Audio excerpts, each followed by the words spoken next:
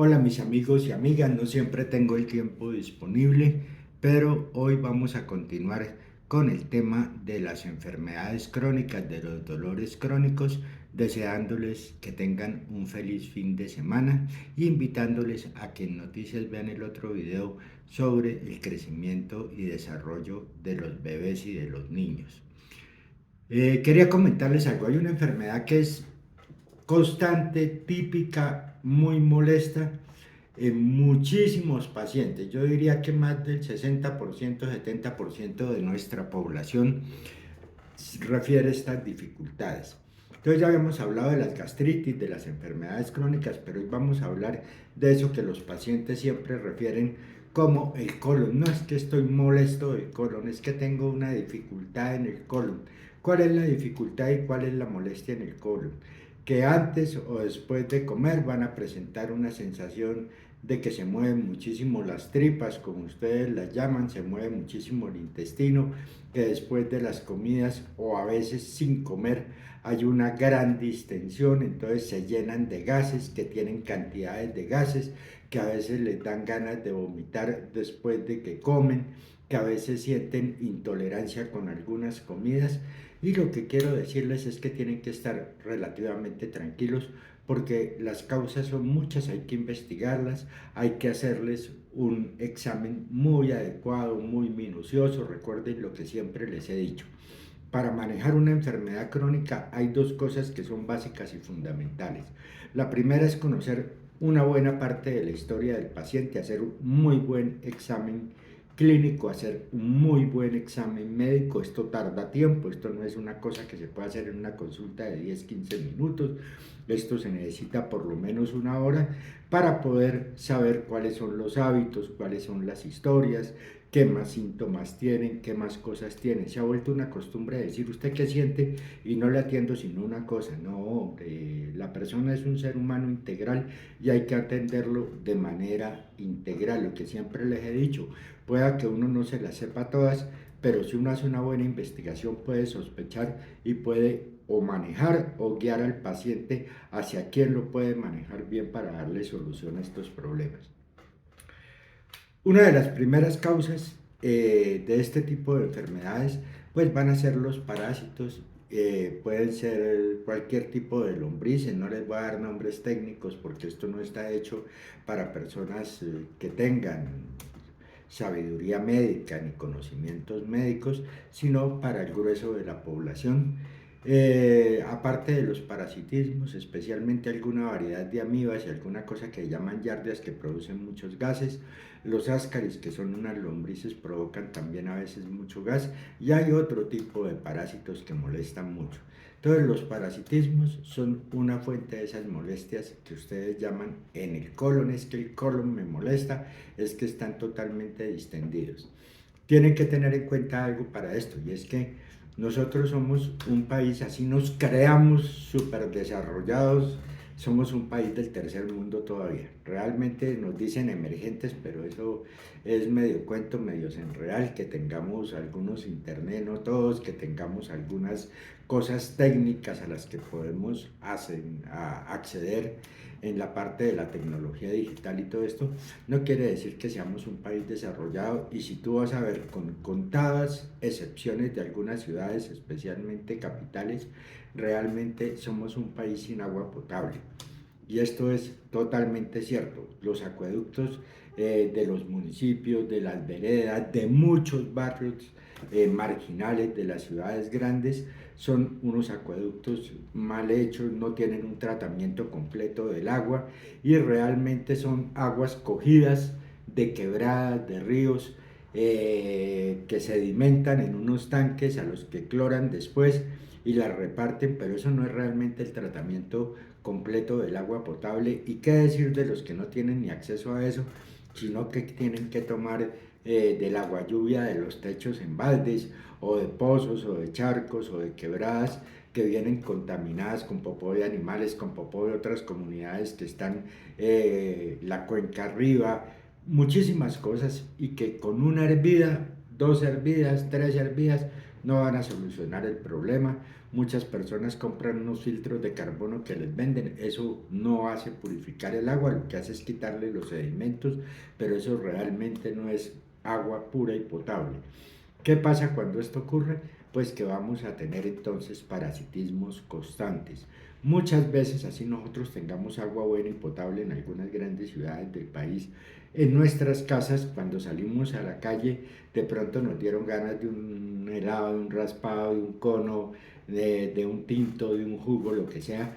Tú en general no sabes si esas aguas que están utilizando para eso son realmente bien tratadas o si son aguas de las llaves, especialmente en las regiones que son municipios pequeños o que son áreas rurales. Entonces ahí vas a estar en contacto con parásitos, con contaminaciones. Entonces la indicación es, pues si no hay más y hay necesidad, consumámoslo, pero sí los adultos y los niños debemos desparasitarnos en países como el nuestro por lo menos 2 veces al año. Ahí vamos a encontrar una mejoría a esos episodios de diarrea, a las distensiones constantes, a la cantidad de gases, y esa es una de las causas más frecuentes, pero esto debe ser formulado por un médico y el médico debe examinarte muy bien, conocer tu historia para poder definir con qué te vamos a tratar y con qué te vamos a solucionar ese problema y cuáles son las medidas de cuidado que tienes que tener. Pero tenemos otras condiciones que ya son diferentes. Lo segundo, muy frecuente, es que el 60% de los latinoamericanos y de los colombianos incluidos, por lo menos, pueden ser más, tenemos una deficiencia genética de ciertas enzimas en la parte digestiva y entonces no somos tolerantes a la leche entera de vaca o a cualquier tipo de leche entera, a los granos como los frijoles, como los garbanzos, y este tipo de personas, incluso algunas grasas, van a estar presentando cada vez que toman un lacto, cada vez que toman una bebida con leche, cada vez que comen grasa, cada vez que comen demasiado condimentado o que comen granos, se van a pegar unas distendidas terribles y eso forma parte de nuestra dieta diaria colombiana. Realmente nosotros no somos acostumbrados a comer cosas muy naturales, muy orgánicas, muy finas, muchas veces ni tenemos acceso a eso o no tenemos la capacidad económica para hacerlo. Y entonces nuestra comida es lo normal y nosotros comemos como cocinaban nuestras mamás, nuestras abuelas. Generalmente no hay una dieta especialmente sana. Entonces, este tipo de intolerancias es otra cosa que puede afectar. A veces se pueden ayudar con ciertas enzimas digestivas, pero normalmente una persona que es intolerante va a ser intolerante toda la vida y eso no tiene tratamiento. Entonces, listo, me quiero meter la bandeja paisa hoy, pues sepa que va a sufrir 3 días. Listo, sencillamente es eso y se la puede comer, pero si comes todos los días, pues vas a estar enfermo todos los días. Entonces es otra de las causas, la intolerancia a cierto tipo de alimentos que es de condición genética, que necesita un manejo, no solo nutricional, sino muchísimas veces un manejo para los gases, para el movimiento intestinal muy especial.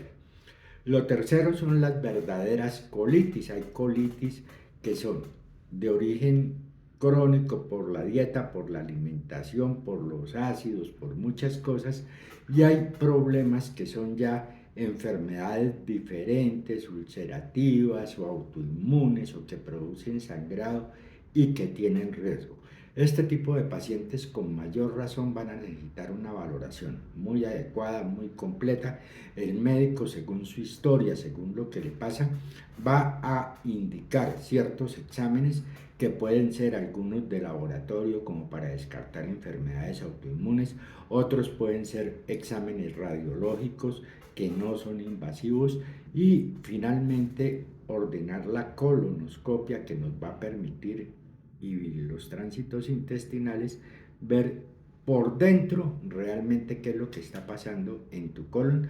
Es un examen que es molesto, pero no es terrible. La gente le tiene miedo a unas bobadas y realmente eso es un examen que es totalmente tolerable.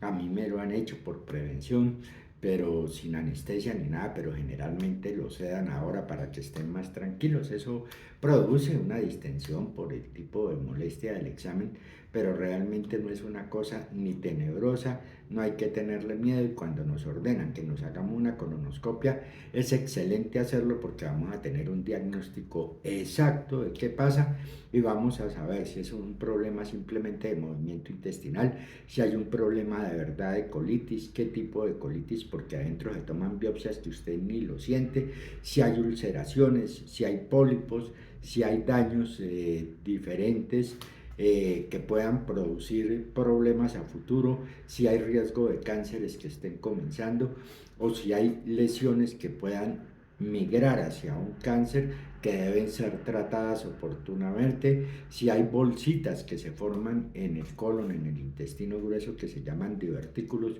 que pueden doler mucho, son una cantidad de condiciones, pero esto no se puede determinar sino con una buena historia, con un buen examen físico, con unos exámenes adicionales según lo que el médico con experiencia pueda determinar, y de ahí en adelante vienen los manejos.